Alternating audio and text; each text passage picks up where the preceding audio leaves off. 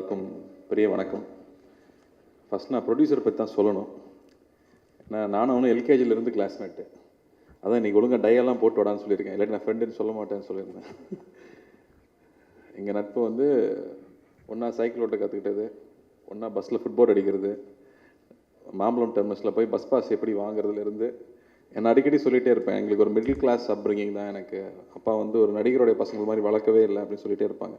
அதுக்கு மிக முக்கியமான காரணம், எந்த அளவுக்கு வீட்டில் எங்களுக்கு வந்து நிறைய காசு கொடுக்கல, ஓவராக செல்லம் கொடுக்கலையோ அந்த அளவுக்கு நான் அவங்க வீட்டில் வளர்ந்தேன்னு தான் சொல்லணும். புக்கு எங்கே போய் வாங்கினா சீப்பாக கிடைக்கும், எங்கே வாங்கினா டிஸ்கவுண்ட் இருக்கும், மொத்தமாக புக்கு வாங்கினோம்னா எப்போ ஒரு புக்கு ஃப்ரீயாக கிடைக்கும்னு காசோட அருமை தெரிஞ்சுக்கிட்டது எல்லாமே வந்து லக்ஷ்மண் அம்மா கிட்ட தான். ஒவ்வொரு விஷயமும் வந்து ஆண்டிகிட்ட தான் நான் கற்றுக்குவேன். ஸோ அவங்க வீட்டில் தான் முக்கால்வாசி நேரம் இருந்திருக்கேன்னு நான் சொல்லலாம். ஸோ நாங்கள் 2 பேரும் ஒன்றா படித்தோம், ஒன்றா பைக் வாங்கினோம், காலேஜ் கூட ஒன்றா போவோம்னு நினச்சோம். படுவாவே மார்க் கம்மியாக வாங்கிட்டான். ஏன்னா எங்கள் கிளாஸில் எப்பவுமே ஃபஸ்ட் ரேங்க் வாங்குறவன் 12th மட்டும் கம்மியான மார்க். அதனால நாங்கள் காலேஜில் தான் பிரிஞ்சோன்னு சொல்லலாம். ஸோ அவன் லயலா போயிட்டான், நான் வந்து இன்ஜினியரிங் படித்தேன். படித்து முடித்து ஒரு டைமில் வந்து ஐடியில் ஒர்க் பண்ண ஆரம்பிச்சிட்டான். அப்போ நான் வந்து வாழ்க்கையில் என்ன பண்ணலான்னு யோசிச்சுட்டு இருக்கிறப்ப அவன் வாழ்க்கையில் கிளம்பி போக ஆரம்பிச்சிட்டான். பெரிய பெரிய ஜாப்ஸ் ஒர்க் பண்ணிகிட்டு இருந்தான். ஏதோ ஒரு டைமில் அந்த லே ஆஃப்ஸ் நிறையா நடக்கிற டைம், அது நிறைய பேருக்கு வேலை போயிட்டே இருந்துச்சு. அந்த டைமில் அவன் வந்து அவன் கீழே 200 பேர் ஒர்க் பண்ணுற ஸ்டேஜில் ஒர்க் பண்ணிட்டு இருக்கான் ஐடியில். அப்போ வந்து அனாவசியமாக வந்து வேலையை விட்டு தூக்க சொல்கிறாங்க. இங்கே கம்பெனியில் பிரச்சனை இருக்குன்னா, சாரி சார் உங்களுக்கு சம்பளம் கொடுக்க முடியாதுன்னு அனுப்புறது வேறு விஷயம், உனக்கு சரியாக வேலை செய்ய தெரியலன்னு சொல்லி ஒருத்தர் வெளியே அனுப்ப வேண்டிய தர்ம சங்கடம் வந்துச்சு. அப்படி என்னால் மனசாட்சியை கொண்டுட்டு வேலை செய்ய முடியாதுன்னு வேலையை விட்டு வந்துட்டான். அப்போ எனக்கு ரொம்ப ஆச்சரியமாக இருந்துச்சு, என்னடா வேலையை விட்டு வந்துட்டேன்னு சொல்கிறேன் அப்படின்னா, ஜஸ்ட் ஒன் டே வேலையை விட்டு வந்துட்டேன், ஏதாவது இதுக்கு மேலே அது மேலே வேலை செய்ய முடியாது, என்ன பண்ண போகிறேன், ஏதாவது பண்ணிக்கலாம் அப்படிங்கும்போது தான் ஸ்டுடியோ கிரீனில் சேர்ந்து சரி ப்ரொடக்ஷன் கற்றுக்கலாம் அப்படின்னு ஆரம்பித்தேன். சரி இது எனக்கு எப்படி இவனுக்கு தோணுச்சுன்னு யோசிச்சு பார்த்தா, இவங்க தாத்தா லேனா செட்டியார், மதுரை வீரன் படம் எடுத்தது இவங்க தாத்தா தான். ஸோ ப்ரொடக்ஷன் எப்படி இருந்தாலும் ஃபேமிலியில் ஓடிக்கிட்டே இருக்குது. அதுவும் இல்லாமல் மணி சார் அடிக்கடி சொல்கிற விஷயம், படித்த பசங்க, நல்ல விஷயம் தெரிஞ்ச பசங்க சினிமாவுக்கு வரணும். அப்படி வரும்போது எடுக்கிற முடிவுகள் கரெக்டாக இருக்கும், ஒரு விஷயத்தை எடுத்து துவங்கி போகும்போது ஆர்கனைஸ்டாக இருக்கும், படித்த பசங்க நிச்சயம் வரணும்னு சொல்லிட்டே இருப்பார்.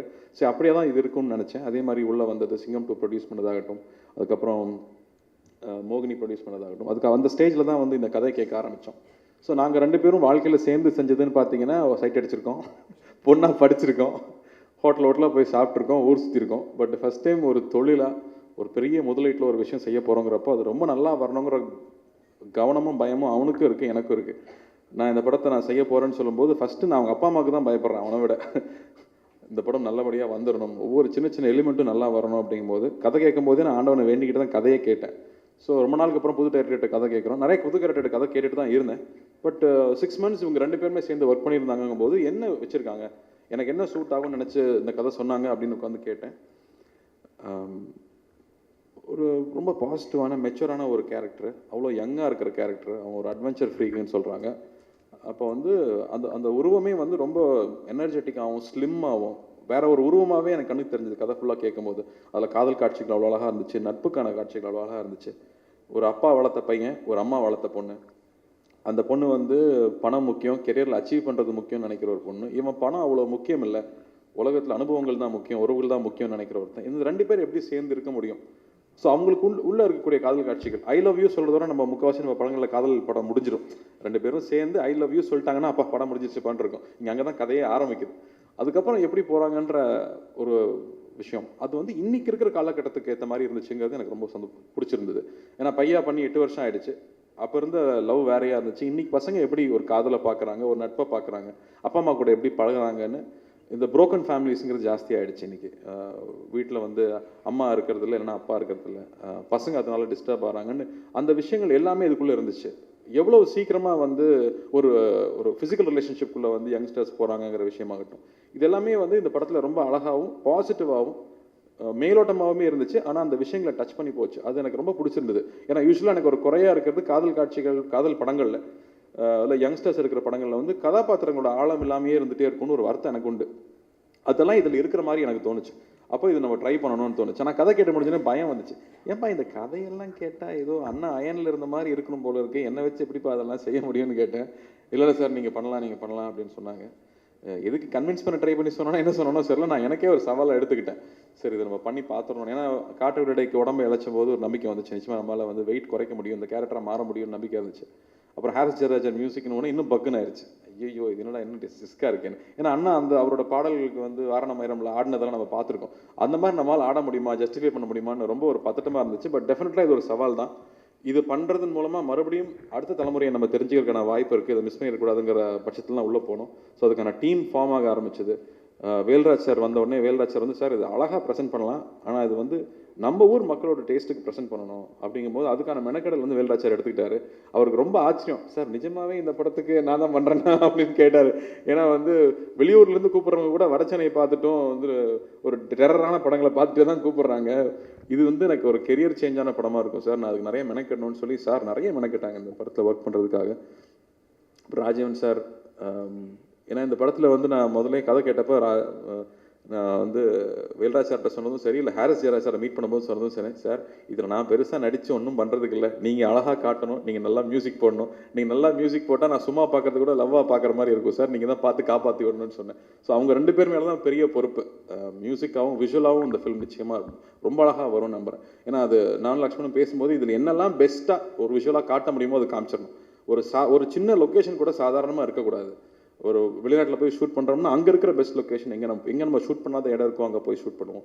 அதே மாதிரி கிளைமேக்ஸ் காட்சிகள் ஹிமாலயாஸில் நடக்குதுன்னா அது அங்கேயே போய் ஷூட் பண்ணலான்னு சொல்லி இதுக்கு எங்கெல்லாம் இதுக்கு முன்னாடி பண்ணியிருக்காங்களோ அவங்கள எல்லாரும் மீட் பண்ணி அதெல்லாம் எங்களுக்கு செட் ஆகாமல் இது வரைக்கும் யாரும் போய் ஷூட் பண்ணாத இடம் குழுமணாலி தாண்டி ஒரு இடத்துல போய் ஷூட் பண்ணோம். அப்படி இந்த கதை விஷுவலாக என்னெல்லாம் பெஸ்ட்டு வர்றதுக்கு எவ்வளோ செலவு பண்ண முடியுமோ அத்தனை செலவும் செய்யப்பட்டுச்சு.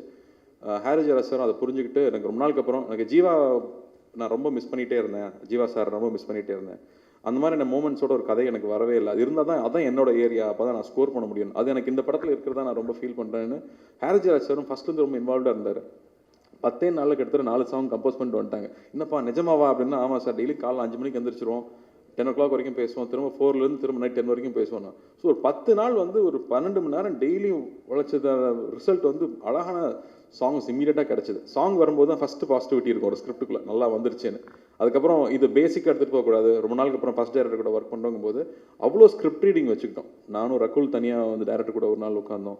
அதுக்கப்புறம் நானும் விக்கி அமிர்தா தனியாக உட்காந்தோம். யங்ஸ்டர்ஸ் கூட ஃபிட் இன் பண்ணிக்கணுங்கும் போது யார் கூட போகலாங்கும் போது தான் விக்கி அமிர்தா மீட் பண்ணும்போது இவ்வளோ திறமையான இளைஞர்கள் இருக்காங்க, சினிமா பற்றின அத்தனை விஷயங்கள் தெரியுது, தனியாக என்டர்டெயின் பண்ண முடியுது அவங்களால, நம்மளாம் என்ன தெரிஞ்சுக்கிட்டு உள்ளே வந்தோங்கிற பயமே வந்துச்சு இவங்களெல்லாம் பார்க்கும்போது. ஸோ இவங்க கூட உட்காந்து ஒர்க் பண்ணும்போது கம்ப்ளீட்டாக வேற ஒரு பார்வையே வந்துச்சுன்னு சொல்லலாம். முதல்ல எழுதியிருந்த வார்த்தைகளுக்கும் நாங்கள் பேச ஆரம்பிச்சதுக்கப்புறமா ஏற்பட்ட வார்த்தைகளில் வந்து அவ்வளோ அழகு ஆட் ஆச்சு. நாங்கள் ஒர்க் பண்ணும்போது ஃபஸ்ட்டு என்னை வாடா போடான்னு கூப்பிட ஆரம்பித்தோம் ஜெல்லாகிறதுக்கு. ஆனால் ஒவ்வொருத்தரோட இன்புட்டுமே இந்த படத்தை அழகாக ஷேப்பப் பண்ணி கொண்டு வந்துச்சு. ஸோ கமல் சார் அடிக்கடி சொல்லுவார், நீங்கள்லாம் ஸ்கிரிப்ட் ரீடிங்கே உட்கார்றது இல்லைன்னு. ஸோ அதெல்லாம் இதில் மிஸ் பண்ணிடக்கூடாதுன்னு சொல்லி வி ஹேட் ஸ்கிரிப்ட் ரீடிங். இந்த இடத்துல எப்படி பெர்ஃபார்ம் பண்ணலான்னு ரகுல் கூட பேசும்போது அவ்வளோ விஷயங்கள் ஆட் ஆச்சு. அந்த மாதிரி ஒவ்வொன்றா மெருகேறிட்டே வந்துச்சு. ரகுல் வந்து இந்த படத்தில் பண்ணுறதுக்கு பேசும்போது நான் தீரன் பண்ணும்போது ஷார்ட் முடிஞ்சாலும் ரகுல் என்ன பண்ணுறாங்கன்னு அப்சர்வ் பண்ணிட்டு இருந்தோம்னா பாதி நேரம் வாய்ஸ் மெசேஜ் போட்டுக்கிட்டே இருப்பாங்க. ஏன்னா அவங்க ஒரு ஜிம் நடத்துகிறாங்க, ஒரு பிஸ்னஸ் ரன் பண்ணுறாங்க. பார்த்தேன், ஏமா ப்ரொடக்ஷன் மேனேஜர் மாதிரியே இருக்கம்மா, நீ ஹீரோயின் மாதிரியே இல்லைம்மான்னு சொல்லிகிட்டே இருப்பேன் நான்.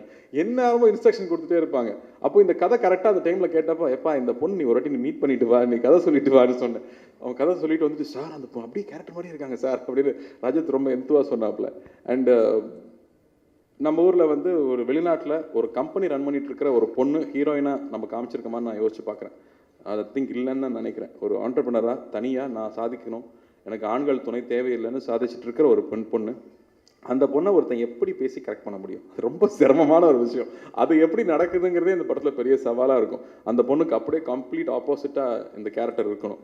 ஸோ இந்த படத்தில் வந்து ஒரு தீரனோ இல்லை கடைக்குட்டி சிங்கமோ எடுத்துகிட்டு ஒரு பெரிய ட்ராமாக்கான ஒரு ஸ்கோப் இருக்குது. இதில் அப்படியே ட்ராமாவாக இல்லை. நான் இதை வந்து ஒரு ரயில் பயணமாக தான் நான் பார்க்குறேன். ஒரு பயணத்தில் போகும்போது கொஞ்சம் கொஞ்சமாக ஒருத்தர் நம்ம தெரிஞ்சுக்க ஆரம்பிப்போம்.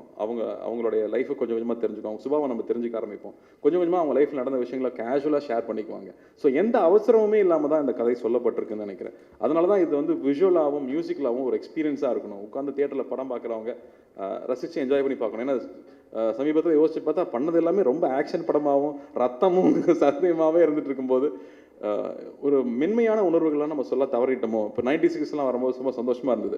அந்த பேஸில் நம்ம ஊரில் சினிமா பார்ப்பாங்களா? யூஸ்வலாக ஐயோ லேகு சார் கட் பண்ணிவிடுங்கம்பாங்க. எங்க நல்ல எக்ஸ்பிரஷன் அழகாக இருக்குது, ஐயோ கட் பண்ணிடுங்கம்பாங்க.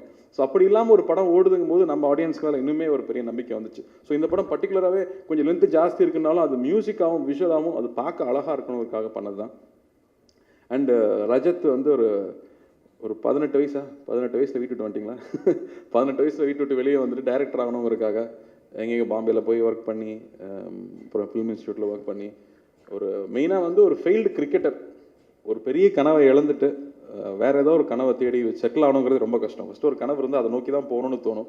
ஒரு இன்ஜுரிக்கு அப்புறம் அது போக முடியலங்கும் போது சினிமாக்குள்ளே வந்து சினிமாவை கற்றுக்கணும் எழுதணுன்ற ஆசையில் உள்ள வந்து ஒரு 10 வருஷம் ஸ்ட்ரகிளுக்கு அப்புறமா ஒரு கதை சொல்லியிருக்காப்புல. நான் தான் சொன்னேன், எப்பா நீ தயவு செஞ்சு நீ ஹிட்டு கொடுத்துருப்பா, நீ ஹிட்டு கொடுத்தா தான் திரும்ப புது பசங்களோட பண்ணுறக்கு எனக்கு தைரியம் வரும் அப்படின்னு சொல்லும்போது, இல்லை சார் அந்த ரெஸ்பான்சிபிலிட்டி நான் ரியலைஸ் பண்ணுறேன் சார்னு சொல்லிட்டு தினமும் அதுக்காக மெனக்கிட்டே இருக்கிற ஒரு பையன்.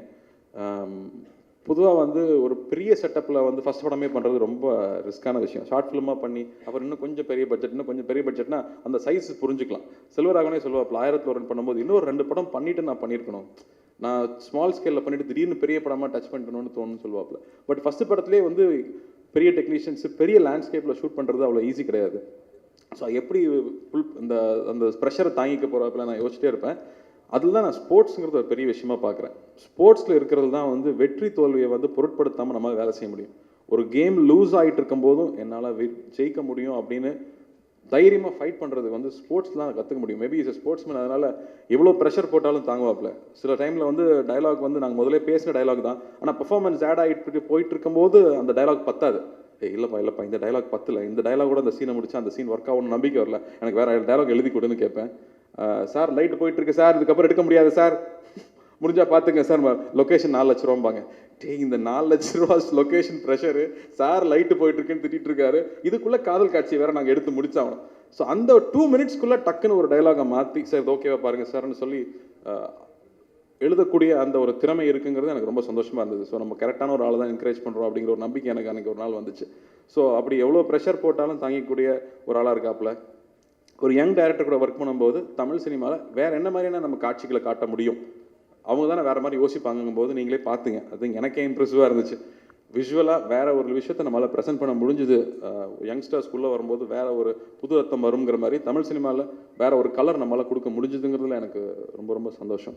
அண்ட் மியூசிக்லாவும் நல்ல நாலேஜ் இருக்கனால ஹாரிஸ் ஜெயராஜ் நல்லா செட் ஆகிட்டாப்புல. ஹாரிஸ் ஜெயராஜ்கிட்ட கேட்டு ஒரு பாட்டு விட எக்ஸ்ட்ரா வாங்கியிருக்காப்புல, ட்ரெய்லருக்குலாம் ஒரு பாட்டு போட்டு வாங்கியிருக்காப்புல.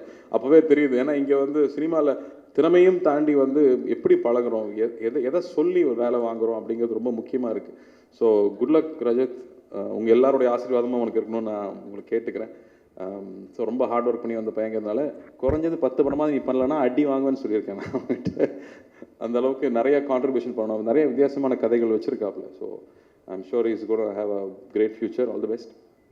அண்ட் தாமரை மேம், எங்களுக்கு வந்து உங்களை பார்க்குறப்ப எங்களுக்கு வந்து ஏக்கமாகவே இருக்கும்.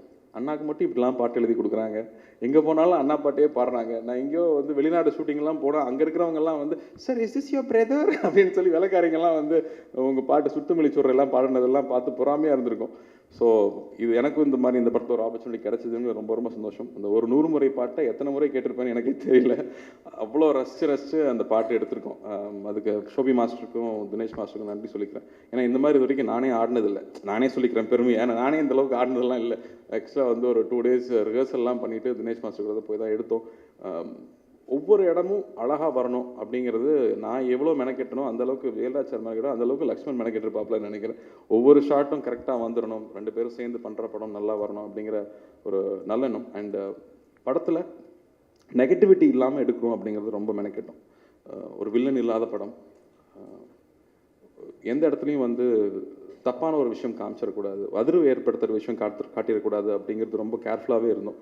ஒரு ஆக்ஷன் சீக்வன்ஸ் வரும்போது கூட ரத்தம் இல்லாமல் காட்டணும் அப்படிங்கிறத ரொம்ப கேர்ஃபுல்லாகவே இருந்தோம். குழந்தைங்களோட எல்லோரும் பார்க்குற மாதிரி இருக்கணும், ஃபேமிலியோடு எல்லோரும் வந்து பார்க்குற மாதிரி இருக்கணும் அப்படிங்கிறது ரொம்ப மெனக்கெட்டாக அந்த படம் எடுத்திருக்கோம். இப்போ படம் பார்க்க முடிக்கும்போது ரொம்ப நிறைவாக இருக்குது. ஏன்னா ரூபன் கிட்டேருந்து தப்பிக்கிறது பெரும் வேலையாக இருக்கும். எவ்வளோ அழகாக எடுத்திருந்தாலும் ஷார்ட் ரொம்ப அழகாக இருக்குது ரூபன், கொஞ்சம் வைக்கலாமே, சாரி சார் தியேட்டரில் பார்க்க மாட்டாங்கன்னு தூக்கிடுவாப்பில். ஆனால் ரூபனே இந்த படம் பார்த்துட்டு இல்லை சார் இந்த படம் இந்த லென்த் தாங்கும், இந்த படம் நல்லா வந்திருக்கு, டெஃபினட்டாக ஃப்ரெஷ்ஷான ஒரு ஃபில்மாக இருக்குது அப்படின்னு சொல்லும்போது எங்களுக்கு இன்னுமே பெரிய தைரியம். And Rajeevan sir thank you. உங்களோட ஒவ்வொரு வாட்டியும் வந்து லுக்கிங் குட் மேன் அப்படின்னு சொல்லிட்டு போனார்னாலே நமக்கு சந்தோஷமாக இருக்கும். அப்பா, ஏன்னா நம்ம இந்த மாதிரி தாடியோட வசதியாக நடிச்சுட்டு பழகிட்டு திடீர்னு அந்த மாதிரி ஒரு டிரான்ஸ்ஃபர்மேஷனுக்கு வந்து ரொம்ப மெனக்கிட வேண்டியதாக இருந்துச்சு. அதுக்கு ரஜத்துக்கும் நான் தேங்க் பண்ணோம்.